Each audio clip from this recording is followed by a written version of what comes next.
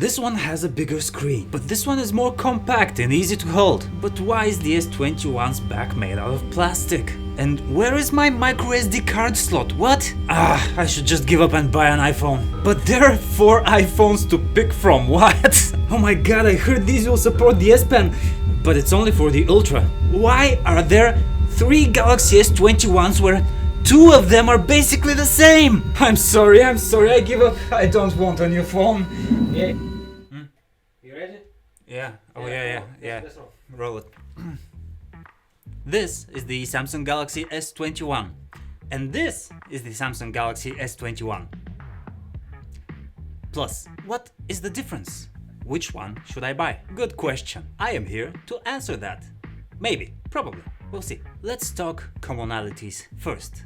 You have the same Snapdragon 888 processor inside, or an Exynos 2100 if you don't live in the USA. Can you make it any more complicated, Samsung? Anyway, we have the same processor, the same amount of RAM, the same storage options, and the same cameras. The differences? Well, this one is a bit beefier. It's almost as big as a Galaxy S21 Ultra, and this one has a plastic back instead of glass. So basically we are looking at the same phone, so let me just make a quick review for what you get with these. So what's the most important thing in a flagship smartphone? Yeah, the camera. So we have a 12 megapixel main wide-angle camera, a 12 megapixel ultra wide-angle camera, and a 64 megapixel zoom camera. Notice the wording, there is no telephoto lens here. Instead, Samsung uses that high-resolution 64 megapixel sensor and crops in, so technically it's digital zoom, or they call it hybrid zoom. So how's the camera quality? Well, it's basically the same as last year's Galaxy S20, which is not to say bad, they are fantastic. Here's some samples. They have outstanding sharpness and fantastic dynamic range. Their colors are a bit cranked up in saturation, but they are close to reality. The only downside is that there's a slight magenta cast over the photos, but nothing to rant about.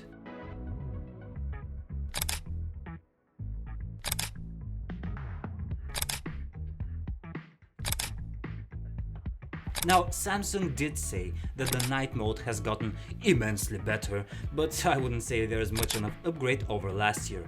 It's as good as on the S20 series. Now, if you're upgrading from an older phone though, yeah, these cameras perform great at night.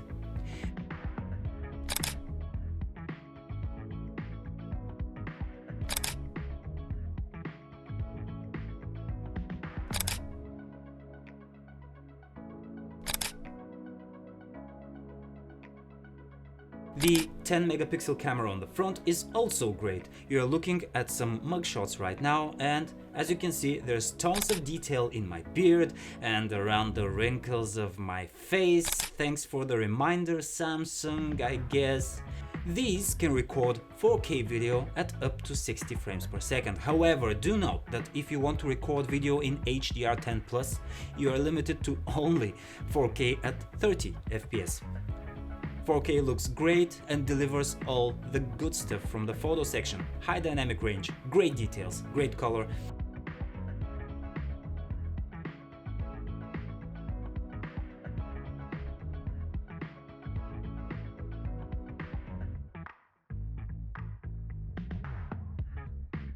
I know, I may sound a bit dismissive here, but look, here's the deal. Samsung camera phones have been fantastic over the past few years, to the point that it's almost getting kind of boring now. Trust me, these are great cameras. Then you have the option to record 8K video at 24 FPS.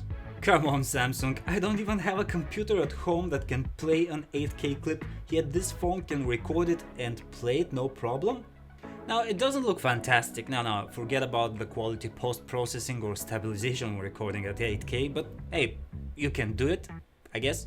Now, how about performance? Well, the units we have here are with the Exynos 2100 processor, and they run really great. We ran all of our regular benchmarks on these, and they kind of blasted through all of the tests. Especially on Manhattan by GFX Bench, we got some really high FPS, which I'm still not sure how that happened. In general, rest assured, gaming on these is great. These screens are your typical Samsung affair. Beautiful AMOLED panels with vibrant colors, deep blacks and sharp looks. What's that? They've been downgraded to 1080p. Who cares?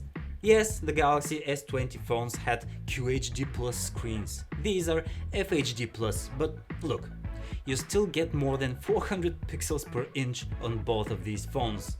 I dare you to find a single pixel with the naked eye. And yes, both of them have 120Hz refresh rates, which is my favorite new feature to look for when buying a new smartphone. I know I didn't talk about the design, so here goes. It's just the icing on the cake. The way the camera blends into the frame is so pretty, and these look crisp all around. I love the duotone look on this lavender model we have here. I kind of miss the curved edge displays, but apparently most people hate them, so Samsung has finally given in and gave us flagships with flat screens. Fine, I guess. What do you think about them? Okay, so great design, great screens, good cameras, fantastic performance. What are the differences again? This one's bigger? I kind of feel like the Galaxy S21 has a plastic back on purpose just so it can kind of maybe give the S21 Plus something of an extra. And yeah, of course, if you want a bigger phone, get the bigger phone. I'm not about to Netflix shame you or anything. But then, if you think about it, just $200 extra over the S21 Plus and you get the Galaxy S21 Ultra, which is the major upgrade this year. It has a fantastic camera, its focus is finally fixed by the way. It has 2 telephoto lenses, a gargantuan screen, and it's all around a great phone. It's just that the way the S21 Plus is positioned right now is kind of weird to me. So let's recap. If you're thinking about the Galaxy S21 but are kind of worried that you might miss out on something that the S21 Plus has, don't be. This one is the full package in a smaller body. If you want all of that, but maybe a bigger screen, yeah, sure, the S21 Plus will serve you just right. But if all you're thinking about right now is camera, and spending the extra $200 is not that much big of a deal, maybe consider skipping the Plus and just going up. Think about it. Thanks for checking out our review/comparison of the Galaxy S21 and the Galaxy S21 Plus. If you want more of our content, do subscribe, hit that bell, and I'll see you next time.